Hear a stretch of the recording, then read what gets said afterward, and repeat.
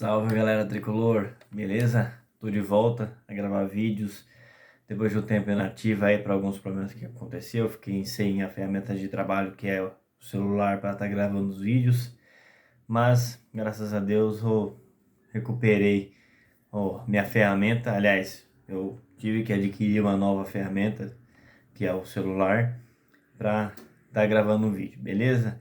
Então vamos lá, começar hoje por dois assuntos bem polêmicos. O primeiro é o anúncio do Daniel Alves de que ele vai ficar até o final do ano sem clube, depois de negociar com o Fluminense, né, que ele pediu umas cláusulas meio estranhas lá, de que se aparecesse notícia não, aparecesse proposta de algum time na Europa, teria que liberar ele de graça, sem sem ter nenhum custo.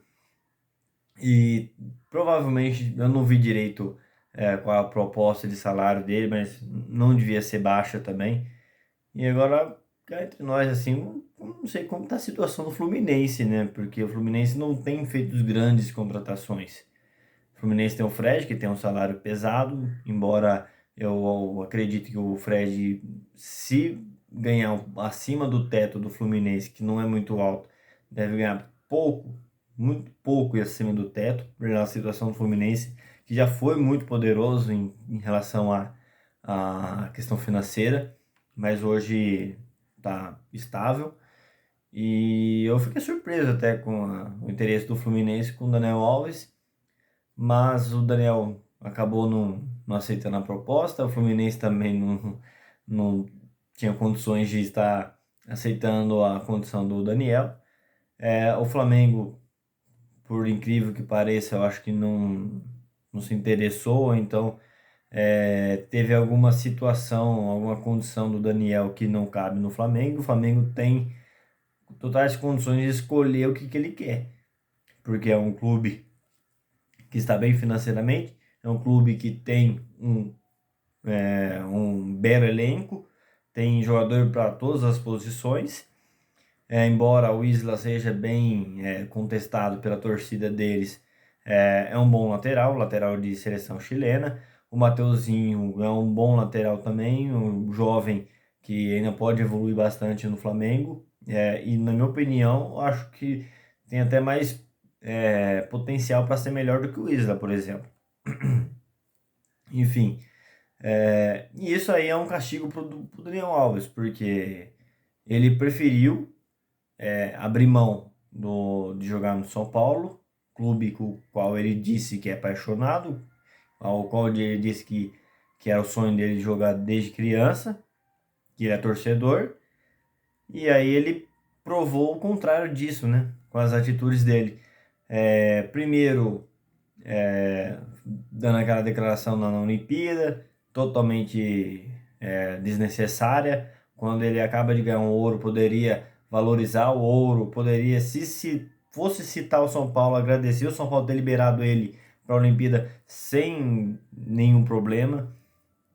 Mas ele preferiu dizer que se querer mostrar que é maior do que o São Paulo, que não é, nenhum jogador no mundo é maior do que o São Paulo Futebol Clube, nem os maiores ídolos do São Paulo é maior do que o São Paulo. Muito menos o Daniel podia ter 500 títulos na carreira, ele não é maior do que o São Paulo, porque o São Paulo não é grande só pelos títulos. O São Paulo é grande por toda a sua história, por todo o que envolve o São Paulo Futebol Clube. E aí, para encerrar, colocar uma pá de cal na história toda, ele ainda resolve não se manifestar, não se representar, na verdade, nos treinos do São Paulo. Falou assim: se não resolver a situação da dívida comigo, eu não jogo. E aí ele acaba gerando um mal-estar no elenco. O pessoal que já não estava muito satisfeito com ele, já não estava muito confortável com as atitudes dele, tanto fora de campo, tanto com as atuações dele totalmente apagadas dentro de campo. O Daniel Alves, ele não vinha jogando como na posição de origem dele, o que se espera dele. Vinha tendo atuações bem discretas, nada de comprometedoras, mas é, atuações bem discretas, nada demais. E para um cara que ganha o salário que ganha, é muito pouco. Então, pelo salário que ele ganha, deveria sim mostrar o futebol de melhor lateral do mundo que ele se diz e que muita gente considera e que eu também já considerei ser o melhor lateral do mundo. Hoje já não é mais, aliás, há um bom tempinho já não é. E ele, como torcedor de São Paulo, deveria mostrar mais. Então, não mostrou. E agora toma um castigo, porque ninguém está disposto a pagar aquilo que ele quer, ninguém está disposto a comprar o combo Daniel Alves, que o combo Daniel Alves que eu falo as entrevistas dele, as gracinhas que ele faz nas mídias sociais, o salário que ele pede e junto a isso é, o desempenho questionável. A qualidade dele ninguém discute, mas a questão do desempenho do que ele vinha jogando. Então, você coloca o combo do tudo aquilo que ele proporciona fora do campo e de acordo com, se você for comparar com o que ele vem apresentando em campo, não compensa para nenhum clube do mundo, não compensa. Muito menos para aqueles que não têm condições, não pode se dar o lucro de pagar o que o Daniel Alves quer, e diante do que ele apresenta. Então é um castigo para ele. Ele colocou em xeque seu futuro na seleção brasileira, que ele tanto sonhava. Ele colocou em xeque o seu futuro no futebol mundial. Porque se o Flamengo não quer, o Atlético Mineiro é um dos que tinha condições, que tem condições de pagar o Daniel Alves. Já tem dois ótimos laterais no elenco, não vai querer o Daniel, muito menos para volante, porque lá também tem ótimos volantes. O Flamengo, que era o mais possível, também, pelo jeito, não está interessado. O Fluminense não tem condições. O São Paulo, ele acabou de sair de São Paulo, muito difícil ele voltar. Aliás, eu acho quase impossível, até pelo clima que ele criou dentro do elenco, por todo o constrangimento. Seria vergonhoso para a diretoria de São Paulo aceitar ele de volta. E por mais que ele peça desculpa, que eu acredito que ele não vai pedir, porque conhecendo o Daniel Alves, eu acho que ele não vai ter essa cara de chegar e pedir desculpa com o rabinho entre as pernas. Eu acho que isso não vai acontecer. Então, Daniel Alves colocou no lixo aí esse resto do ano. A temporada dele provavelmente não vai mais para a Copa, provavelmente futebol europeu vai ser só de segundo ou terceiro escalão para baixo, porque o escalão primeiro do futebol europeu não vai querer contratar um cara de quase 40 anos já, em final de carreira, recebendo o que recebe. Então, Daniel Alves, infelizmente, um cara tão vencedor, um cara que eu era fã dele, eu perdi um pouco dessa admiração dele através não é nem questão do desempenho, mas sim das atitudes dele em relação ao São Paulo. Então, Daniel Alves, infelizmente, pode estar tendo um final de carreira aí bem frustrante para ele e bem, vamos dizer assim, constrangedor diante de tudo que ele já significou. Bom, agora eu vou falar, já falei muito do Daniel, agora eu vou falar de uma notícia que eu acabei de ver aqui no canal do Tirone e do Arnaldo, que são dois ex-jornalistas da TV da ESPN e o Arnaldo da Sport TV e também da ESPN, muito bem credenciados, dizendo que, talvez amanhã já saia essa notícia em outros sites também, que teve uma reunião muito séria da diretoria do São Paulo com o Crespo, Júlio Casares, Rui Costa, Belmonte, Muricy e também do Crespo com os jogadores. Crespo só com jogadores, sem comissão técnica, sem direção. O que, pelo que eu vi, nessa notícia, dessas informações. A diretoria pediu algumas coisas, algumas mudanças para o Crespo, e não é uma questão, não é cobrar o Crespo, falar assim, ó, ou você consegue resultado ou fora, de o que foi que aconteceu com o Diniz no ano passado, que a diretoria disse, falou assim, ó, se não ganha do Atlético Goianiense, tchau, Diniz. Não, foi uma coisa diferente disso, foi uma, mais querendo assim, ó, Crespo, então querendo ajudar você, cara, a gente não quer mandar você embora, a gente quer ajudar você, a gente quer ver você fazer o São Paulo voltar a jogar um bom futebol, fazer o São Paulo voltar a conquistar resultados expressivos. Coisa que o São Paulo não conseguiu ainda. O São Paulo não conseguiu ganhar de ninguém do G6. Não ganhou de ninguém do G6. E ainda está sofrendo com equipes que estão lá na zona de rebaixamento, estão brigando embaixo. Principalmente o Morumbi, cara. É inaceitável. Então a diretoria deu mais um, como fala, um poder pro Crespo, porque antes as reuniões aconteciam com a comissão técnica dele envolvida, com reuniões de vestiário com diretores envolvidos. Então, tinha toda uma equipe ali envolvida em todas as reuniões. Agora a diretoria mudou. Ela deu a carta branca para o Crespo tomar as decisões de escalação. Não que outras pessoas tenham escalado o time, mas assim, o planejamento das partidas, de quem vai no banco, se o jogador pode jogar ou não pode, então quem ele vai escalar, como ele quer que o time jogue, tudo isso a diretoria quer que ele decida, que ele seja o chefe da comissão dele, porque ele antes compartilhava, pelo que eu entendi, ele compartilhava algumas decisões com a sua comissão, e agora ele, só ele, terá esse poder de decisão. As decisões serão dele. É uma forma de falar assim, olha, nós estamos dando respaldo para você, a gente confia no seu trabalho, a gente acredita em você e é você quem vai decidir todas as questões relacionadas ao futebol, ao time, dentro e fora de campo.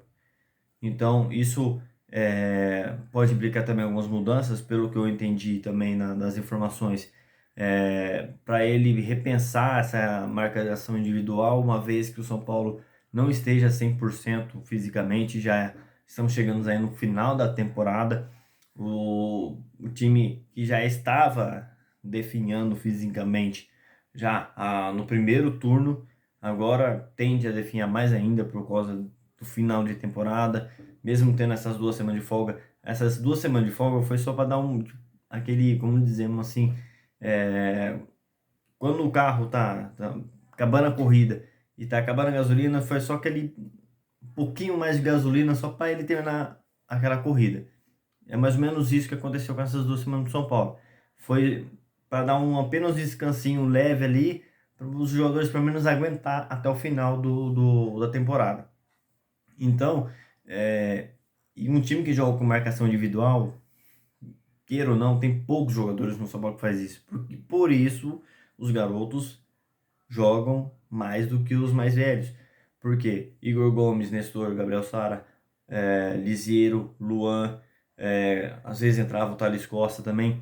São jogadores que são mais obedientes taticamente, são jogadores que conseguem entender isso melhor. O que você, por exemplo, chega no jogo e fala assim, ó, o Igor Gomes, você consegue marcar o lateral adversário?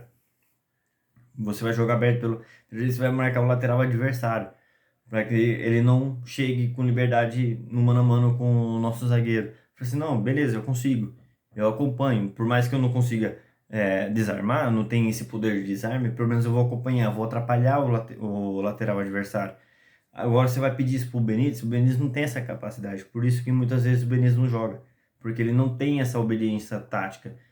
E a diretoria de São Paulo quer que isso seja alterado, porque os melhores jogadores tecnicamente de São Paulo, que são jogadores que estão no banco, o Benítez, o Éder, o galera que vai entrar logo logo no time titular porque está há muito tempo sem jogar, são jogadores que não são muito bons, assim, praticamente, que não fazem esse papel tático de acompanhar, de fazer marcação individual. entendeu? Então por isso que muitas vezes ele prefere os garotos do que o Benítez, o Éder. O Pablo também faz isso. O Pablo, por mais que seja desengonçado, muita gente discorda disso, mas ele faz um papel tático interessante, que é atrapalhar a saída de bola do adversário. Muitas vezes ele desarma, não sabe o que faz com a bola, mas pelo menos ele atrapalha, ele atrasa o jogo do adversário. Muitas vezes eu vi o Pablo lá na defesa, lá, fazendo, não desarme, mas atrapalhando, fazendo volume, tipo, ocupando espaço na defesa, atrapalhando o jogo, a fluidez do adversário. Isso que é o jogo coletivo, isso é o jogo tático. Coisa que os outros jogadores, como eu disse, Benítez, o Éder, o Rigoni, ele é titular porque ele vem decidindo jogos para o São Paulo, mas ele também não é um jogador tático. E por causa dessa questão do Crespo jogar com marcações individuais, o time acaba se desgastando, porque marcação individual você tem que ficar acompanhando o seu marcador ali, o cara que você vai seguir, que você vai perseguir, e você acaba se desgastando mais. Então, para um pouco preservar o time, para que os jogadores como Éder, Benítez, que são os jogadores mais técnicos, ou até o mesmo Rigoni, para que eles consigam jogar com mais tranquilidade, porque a partir do momento que você já faz um posicionamento um jogo mais posicional, você não precisa ter essa marcação individual, você não precisa ficar perseguindo o seu adversário. Vai ser marcação por zona, então isso pode beneficiar esses jogadores mais técnicos e também, mas não vai atrapalhar o Igor Gomes, o Gabriel Sara, o Nestor. Muito pelo contrário, às vezes pode até ajudar mais ainda eles, para que eles consigam jogar mais, para que eles consigam não só se preocupar em marcar os adversários, principalmente vai jogando contra um time pequeno, contra time que briga lá embaixo. São Paulo não tinha que pensar em marcar o América Mineiro, São Paulo tinha que pensar em atropelar os caras, no jogo do Morumbi. Com todo respeito ao América Mineiro, São Paulo não pode chegar a jogar contra o América Mineiro no Morumbi e querer se preocupar em marcar os caras. Foi o que aconteceu no jogo. Só o Crespo quis botar a marcação individual, colocou o Igor Gomes lá, tirou o Rodrigo Nestor, que estava crescendo demais no lado direito, colocou ele no meio para colocar o Igor Gomes na direita para marcar o lateral. E isso atrapalhou o jogo de São Paulo. O São Paulo tinha feito um bom jogo contra o Atlético Goianiense, um acerto do Crespo, e ele acabou regredindo no jogo contra o América Mineiro. Então é isso que a diretoria quer, que ele defina mais uma equipe, que ele pare com esses rodízios assim, até porque agora não tem mais outra competição. O São Paulo só tem o brasileiro, o São Paulo tem que focar em resultado agora. Se machucar, meu amigo, vê o que faz depois, mas agora o negócio agora é resultado. O São Paulo precisa encontrar uma equipe, precisa encontrar um novo jeito de jogar sem expor os jogadores à lesão, que é na questão da marcação individual, e sem também deixar de lado os jogadores mais técnicos, como o Benítez, o Caleri, o Rigoni e o Éder.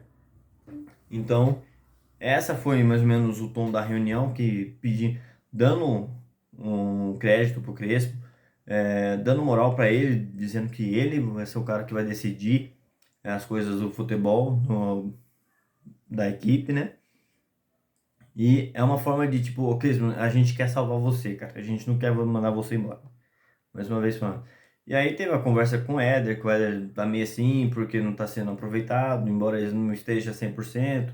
E aí o Crespo conversou com o Éder, conversou com o Miranda, que é o líder. É, o Miranda é um cara inteligentíssimo e deve ter conversado ali. Falei assim, pô, Miranda, o que que eu posso fazer? Porque o Crespo é um cara, ele é novo ainda.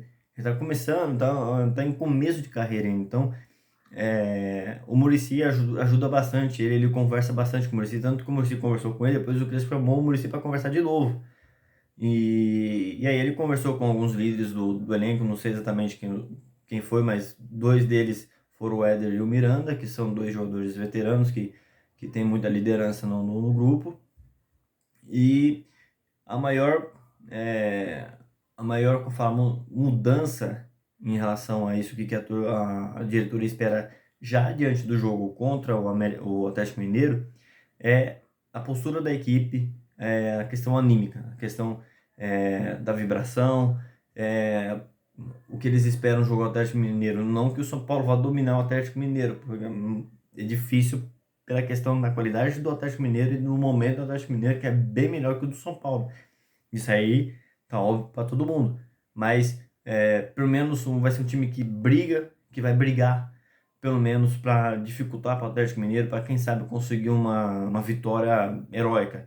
E aí sim, quando a Chapecoense, a diretoria espera um time que domine a Chapecoense, porque olha a situação da Chapecoense, olha a situação do time que é lá de Condá, que além de estar na lanterna, é um time muito fraco, um time que tem muita dificuldade de jogar, e o São Paulo tem que ser protagonista lá. Mesmo jogando lá, não importa, o São Paulo vai...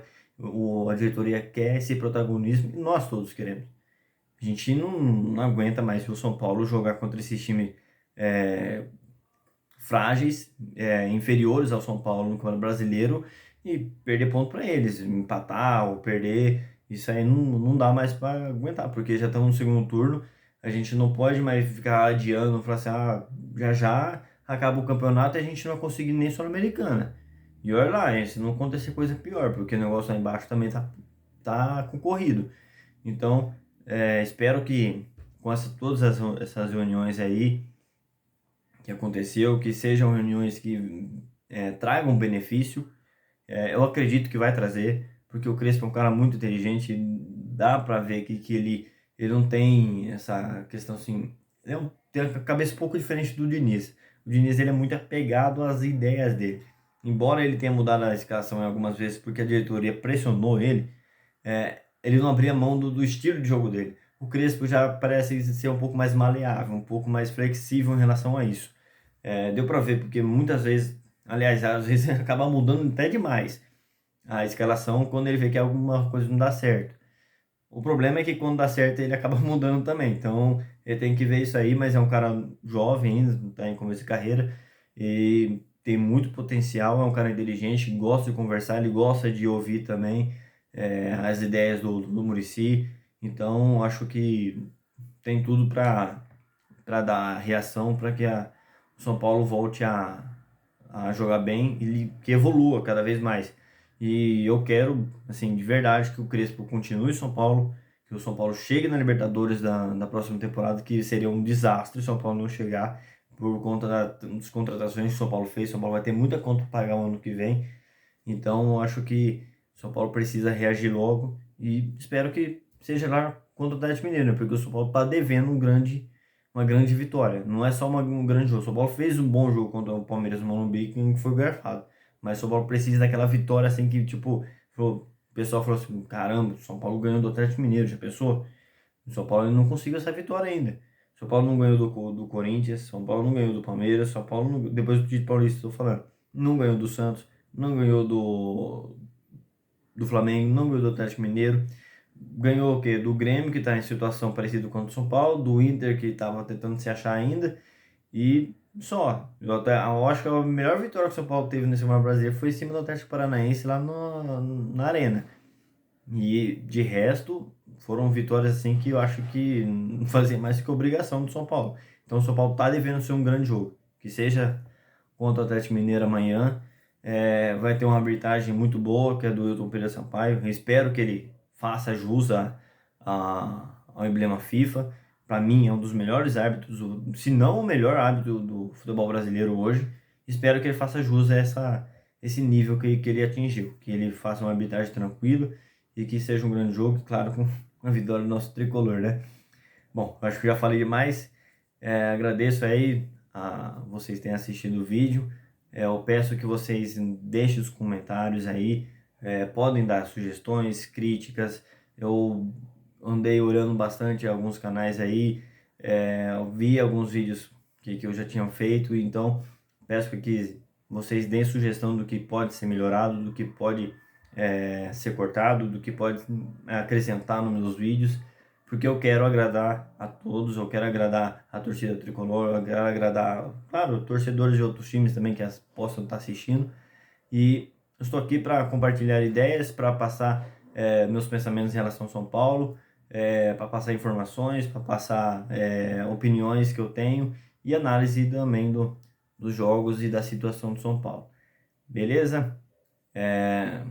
Curtam, não se esqueçam de curtir o vídeo, de compartilhar com seus amigos, se inscrever no canal, isso é muito importante.